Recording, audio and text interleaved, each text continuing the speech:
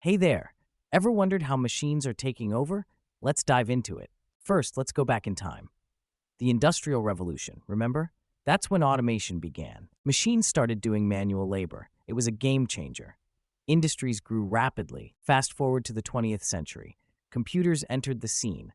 Automation took a giant leap. Now, machines weren't just doing physical work. They were thinking, calculating, making decisions. This shift had a massive impact. Industries became more efficient. Production costs dropped, but it wasn't all rosy. Some jobs disappeared. Others changed dramatically. Today, we're in the midst of another shift. It's called Industry 4.0. It's all about smart factories. Machines are connected, communicating, learning from each other. Artificial intelligence, machine learning, Internet of Things. These are the key players in this era.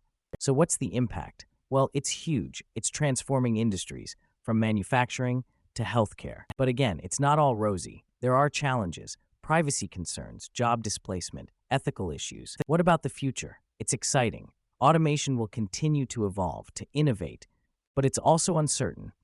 We need to navigate these changes carefully, thoughtfully. That's it for now. To explore more on this topic and other skills, log into Gyata.ai.